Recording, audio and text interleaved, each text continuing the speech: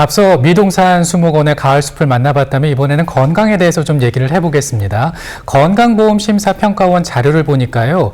2017년에 허리디스크 전체 진료 환자가 195만 명 정도 됐다고 합니다.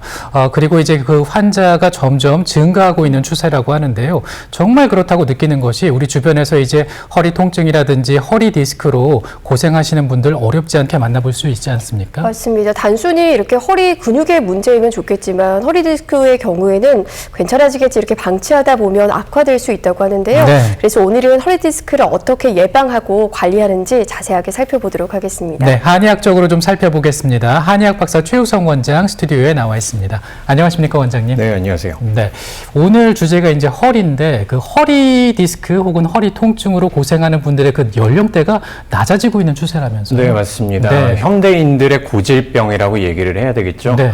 불과 우리가 20, 30년 전만 해도 허리 쪽의 통증을 호소하시는 분들이 그렇게 많지는 않았습니다. 근데 점점 좌식 생활이 일상화되고 현대인들 같은 경우에는 운동이 아무래도 부족하게 되겠죠. 그리고 무리한 업무들, 그 다음에 내 생활 습관의 문제들, 이런 부분들 때문에 최근에는 극단적으로 허리 디스크 환자분들이 더 많이 늘어나고 있고, 네. 연구 결과에 따르면 10명 중에 9명 이상이 일생 중에 한 번 이상 허리 통증을 경험을 한다라고 얘기를 하고 있습니다. 네. 다만 한 가지 방금 말씀해 주셨던 것처럼 우리가 우려되는 부분들은 예전에는 5, 60대 이상이 디스크를 가지고 왔었다면 최근에는 30, 40대 환자분들이 가장 많은 수치를 취하고 있다는 것들, 이게 문제라고 볼 수가 있겠습니다. 네, 근데 이런 허리 통증이라는 게 갑자기 아프기도 하고 또 한 번 발생하면 지속적으로 아프고 특히 이렇게 추운 날에는 더 아프기도 하더라고요. 네, 방금 말씀해 주셨던 추운 날에 문제가 잘 생기는 부분들을 우리가 염좌라고 얘기를 하고요. 네. 허리 통증의 아주 많은 부분들을 차지를 하고 있습니다. 간단하게 설명을 드리면 허리 주변에 감싸고 있는 근육, 그리고 인대, 그리고 힘줄, 이런 부분들이 순간적으로 약간 찢어지면서 통증을 유발을 하는 것들을 우리가 염좌라고 얘기를 하는데요. 특히나 날씨가 이렇게 갑자기 추워지거나 아니면 일교차가 좀 크게 나타날 때는 우리 몸이 어떻게 반응을 할까요? 이런 연부 조직들이 많이 수축을 해 있는 상태에서 나는 평소 때랑 동일한 활동을 하기 때문에 네. 허리를 굽히거나 아니면 앉았다가 일어서거나 이런 단순한 동작에도 허리를 삐끗한다라고 표현들을 하시죠. 이 염좌 상태에서 통증이 나타나게 되고, 염좌는 그래도 다행히 통증이 오래 가지도 않고 치료가 그렇게 어렵지도 않습니다. 그렇군요. 저도 조금 그 쌀랑할 때 그 계단을 걷다가 허리가 삐끗해서 좀 많이 고생을 했던 적이 있거든요. 근데 좀 궁금했던 것이 원래 허리가 안 좋아서 이게 아픈 건지 아니면 다쳐서 아픈 건지 좀 헷갈릴 때가 있더라고요. 좋은 말씀이세요. 네. 환자분들이 동일하게 말씀하시는 경우들이 상당히 많은데요. 네네. 대부분의 경우 이런 염좌들이 한 번 나타났을 때는 크게 문제가 되지는 않지만 이런 부분들이 계속 이어진다든지 아니면 내 안쪽의 문제들이 허리가 계속 약해진 것 같다는 느낌을 가지다가 순간적으로 삐끗해서 허리 디스크가 발생을 한다라고 생각하시는 경우들이 많은데요. 네. 대부분의 경우는 아까 말씀하셨던 것처럼 염좌 상태에서 어느 정도 진행을 하게 되면 허리 디스크로 이행을 한다는 것들. 네. 이게 염좌의 무서운 점이라고 보면 될 것 같습니다. 일단 우리가 이 부분들을 보기 위해서 자료 화면 보면서 다시 한번 설명을 좀 드릴까요? 네. 자, 지금 보시는 것처럼 척추뼈의 구조를 우리가 먼저 한번 살펴볼까 합니다. 척추뼈가 이렇게 아래 위로 하나씩 있고요.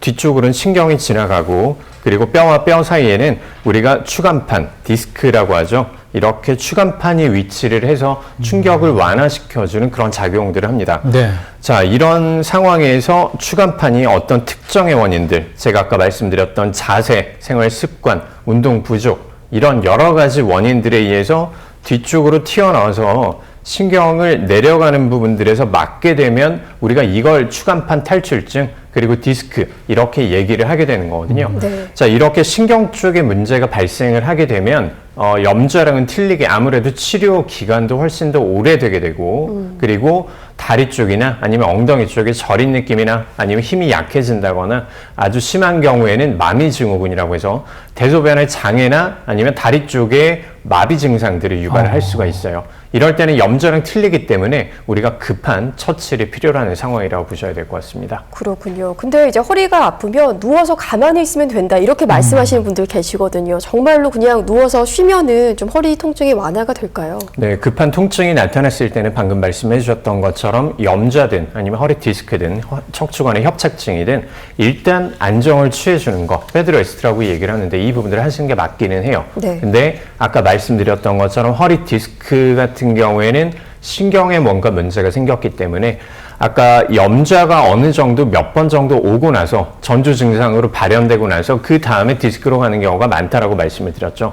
염좌 상태에서는 근육이 삐끗한 상태, 인대는 힘줄 쪽에 문제가 잠깐 생긴 상태에서는 우리의 통증들은 며칠만 누워서 쉬어져도 증상들이 많이 좋아질 수 있어요. 환자분들은 이게 내 허리 통증의 대부분이다라고 생각을 하시는데 신경 쪽에 문제를 이행이 됐을 때는 내가 누워서 쉰다고 해도 이 부분들이 전혀 개선이 없는 거죠. 급한 통증은 좀 줄어들 수 있겠지만 네. 조금만 지나게 되면 다리 쪽이나 엉덩이 쪽으로 신경을 타고 내려가는 통증들이 유발이 되고 이때는 이미 신경에 문제가 생긴 상태가 되기 때문에 빠르게 조처를, 빠르게 치료를 받아야 되는 시기지 누워서 쉰다고 이 부분들이 계속 개선이 되는 것들은 아닙니다. 네. 그 방금 말씀하신 것 가운데 이제 문제가 신경 쪽으로 이전이 됐는지 안 됐는지 우리는 사실 알 수가 없잖아요. 그러면 어느 정도로 아플 때 우리는 병원에 찾아가면 되는 겁니까? 환자마다 그 통증의 역치라는 개념들이 네, 있어요. 이 역치라는 개념이 어떤 것들이냐면 어느 정도의 강도에서 내가 통증을 느끼느냐, 통증을 되게 잘 참는 사람도 있을 거고요. 되게 통증에 예민한 사람도 있을 거예요. 그래서 사람마다 이 통증의 강도만 가지고 우리가 평가를 할 수는 없기 때문에 네. 사실 더 중요한 부분들은 통증이 어떤 식으로 변하는 양상이라든지 지속 시간이라든지 통증의 부위 이 부분들을 보고 우리가 판단을 하는 것들이 훨씬 더 우세하다라고 말씀을 드려야 될 것 같아요. 자, 염좌 같은 경우에는 척추 주변을 감싸고 있는 근육과 인대, 힘줄 이런 부분들의 염좌의 문제들을 말씀을 드렸었는데 네. 대부분의 경우 염좌의 경우에는 허리 자체에만 통증이 나타나는 경우들이 많아요. 근데 디스크 같은 경우에는 허리 쪽의 통증으로 처음에 시작할 때는 동일하게 나타나는데 염좌는 한 이틀, 3일 정도 지나면 통증이 사라짐에 불구한데 디스크 같은 경우에는 허리 쪽의 통증이 약간 완화가 되는 것 같은데 상대적으로 다리 쪽으로 내려가는 신경학적인 통증들이 더 많이 나타나게 되고 이런 타고 내려가는 통증뿐만 아니라 우리가 저린 느낌이라든지 감각이 떨어진다든지 아니면 시리고 저린 느낌이 같이 동반이 된다든지 이런 신경을 자극하는 증상들이 나타날 수 있어요. 이렇게 부위가 틀리다는 부분들이 있고 네. 그리고 염좌나 이런 간단한 문제들은 아까 말씀드렸던 것처럼 이틀이나 3일 정도 저희가 의학적으로는 총 한 72시간 정도를 보는데 72시간 정도 쉬고 나면 증상들이 한 70에서 못해도 한 80, 90%까지는 다운되는 것들을 볼 수가 있어요. 자, 근데 허리 디스크 같은 경우에는 많이 좋아진다고 해도 우리가 절반 이상 좋아지기는 힘들고요. 네네. 이렇게 통증의 지속 시간과 아까 말씀드렸던 양상 이 두 가지를 보고 판단하시는 게 더 맞겠습니다. 네, 아마 가장 궁금하신 건 이제 치료 방법일 텐데요. 한방에서는 그럼 이 허리 디스크의 치료는 어떻게 주로 이루어지는 건가요? 네, 가장 먼저 우리가 해야 될 부분들은 척추에 걸리는 부하들이 줄어들도록 디스크에 걸리는 하중이 줄어들 수 있도록 척추를 교정해주는 추나요법들을 먼저 사용을 합니다. 디스크라는 것들이 결국 안쪽으로 내려앉으면서 뒤쪽으로 튀어나간 디스크 때문에 신경이 눌리는 질환들을 얘기를 하게 되는데요. 이때 여기 걸리는 부하들을 줄여주기 위해서 척추의 만곡을 조절한다든지 아니면 골반의 배열을 다시 맞춰줌으로써 디스크에 걸리는 부하를 줄여주고 신경이 눌리는 부분들을 먼저 좀 치료를 해줄 수가 있는 거죠. 그리고 안쪽에서 염증 반응이 발생한 부분들, 그리고 디스크가 부어있는 부분들, 그리고 신경이 죽어있는 부분들은 우리가 약침이나 일반 침 치료를 통해서 붓기와 염증을 좀 줄여주는 치료들을 하게 됩니다. 마지막으로 안쪽에 디스크의 부종을 또 줄여주고 주변에 있는 근육과 인대를 탄탄하게 만들기 위해서 디스크 치료 한약들을 투여를 하게 되고요. 이렇게 복합적인 치료를 통해서 우리가 디스크에 대한 처치에 접근을 하게 될 수 있습니다. 네. 사실 건강클릭 이 시간에 추나요법 얘기를 좀 많이 들어보셨을 텐데 이게 건강보험에 또 적용이 되고 있는 상황인데 이 부분에 대해서 좀 자세히 얘기를 좀 해볼까요? 네, 추나요법은 생각보다 간단하게 접근을 네, 하시면 될 것 같아요. 척추의 배열을 바로 맞춘다. 결국 디스크라는 것들이 내 몸의 척추의 배열 그리고 골반의 배열이 틀어지면서 한쪽으로 디스크를 누르고 이 눌린 부분들에서 튀어나오기 때문에 디스크가 발생을 한다고 생각을 하거든요. 네. 이때 내 틀어진 부분들을 골격 구조를 배열 다시 맞춰줌으로써 이 부분들에 걸리는 하중을 줄여주고 디스크가 나가려고 하는 모멘텀을 줄여주는 것들이 추내요법이고요.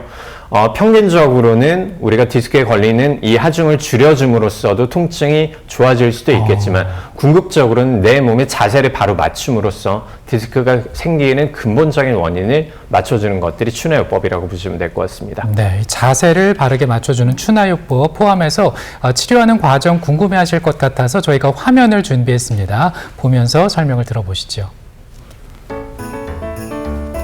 네, 지금 보시는 것들이 디스크 치료 영상이라고 보시면 될 것 같습니다. 네. 일단 안쪽에 침 치료를 들어감으로써 아까 말씀드렸던 디스크 주변의 염증 반응 그리고 신경의 손상 이런 부분들에 대한 회복을 도모를 하게 되는 거고요. 특히나 지금 같은 경우에는 허리 주변에 있는 췌장근이라고 하는 기립근이라고 하죠.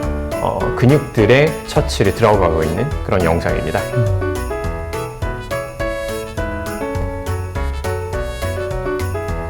네, 이렇게 침을 놓고 나서 다시 통증을 다시 한 번 더 재평가를 하게 되고요. 지금 보시는 부분들이 약침 치료라고 해서 네. 한약을 정제한 용액들을 환부에다가 직접 우리가 슈팅을 하게 되고 약침 치료 같은 경우에는 강력한 소염 진통 작용이라고 보시면 될 것 같습니다. 네. 그렇군요. 저희가 한방에서 허리 디스크 치료 방법들을 살펴봤는데요. 네. 근데 주변에서 이렇게 한방 치료 받는 분들 좀 기간이 길더라고요. 네. 그래서 치료 기간은 얼마나 되고 또 부작용은 없는지 궁금합니다. 네, 일반적으로 염좌 같은 경우에는 평균적으로 한 2, 3주 안쪽의 증상들은 거의 다 개선이 된다라고 볼 수가 있습니다. 일주일에 2번 정도 우리가 치료를 기본으로 하거든요. 그리고 경도의 디스크 같은 경우에는 평균적으로 4주에서 한 6주 정도 그리고 중증도의 디스크가 사실은 병원에 가장 많이 내원을 하시는 경우들인데요. 이때는 평균적으로 한 10주에서 한 12주 정도의 치료를 예상을 하셔야 될 것 같습니다. 그리고 가장 우리가 힘든 케이스라고 봐야 되겠죠. 퇴행성이 많이 증가를 하거나 연령대가 조금 많은 우리가 어머님이나 아버님들의 척추관 협착증을 동반한 디스크들 이런 식으로 복합적인 과정들이 겹쳐 있는 경우에는 한 4개월에서 6개월 정도까지도 갈 수 있는데 다만 한 가지 우리가 유의해 줘야 될 부분들이 우리가 일상생활에서 허리 디스크에 대해서 환자분들이 가장 간과하시는 부분들이 허리는 계속 사용하는 구조물들이기 때문에 환자분들이 조금만 낫게 되면 이 부분들이 다시 또 일상생활에 복귀를 하고 나쁜 습관들을 다시 또 만들어주기 때문에 네. 이런 부분들만 적절하게 유지를 해주신다면 방금 말씀드렸던 그 기간에 대해서도 훨씬 더 단축시킬 수 있는 그런 우리가 여지가 있습니다.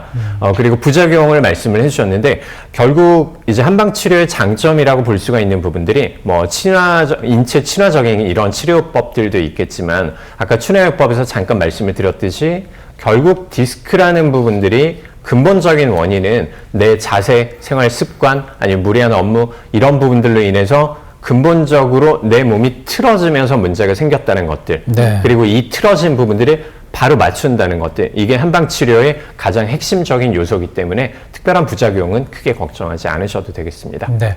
이 평소에 이제 그럼에도 불구하고 이제 허리 건강 잘 유지하고 그리고 우리가 있다가 갑자기 급성으로 이제 통증이 올 때도 있지 않습니까? 네. 생활에서 우리가 좀 이렇게 좀 보완할 수 있는 방법은 뭐가 있을까요? 네, 두 가지를 먼저 말씀을 드리고 네. 싶은데 보통 찜질을 많이 생각들을 하세요. 네. 순간적으로 삐끗했다라고 생각이 될 때 이때는 근육의 염좌든 아니면 디스크든 어떤 것이든지 간에 일단 가장 먼저 해주셔야 될 부분들이 본인이 통증을 느끼는 환부에다가 냉찜질을 먼저 해주시는 거예요. 평균적으로 한 24시간 정도 냉찜질을 하고 나서는 그때 통증을 다시 또 재평가를 해서 아직까지 뭔가 불편하다, 통증이 남아있다, 아니면 통증이 엉덩이나 허리 쪽 밑으로 내려갔다라고 판단이 됐을 때는 네. 24시간 이후에는 다시 온찜질로 바꿔줘야 됩니다. 그리고 급하게 통증이 나타났을 때 우리가 어쩔 수 없이 움직여야 되는 그런 경우들이 있겠죠. 네. 이때는 복대를 사용하는 것들도 한 가지 방법이 됩니다. 네. 오늘 한의학 박사 최우성 원장과 함께 허리 디스크, 허리 통증에 대해서 자세하게 좀 살펴봤습니다. 원장님, 오늘 고맙습니다. 네, 감사합니다.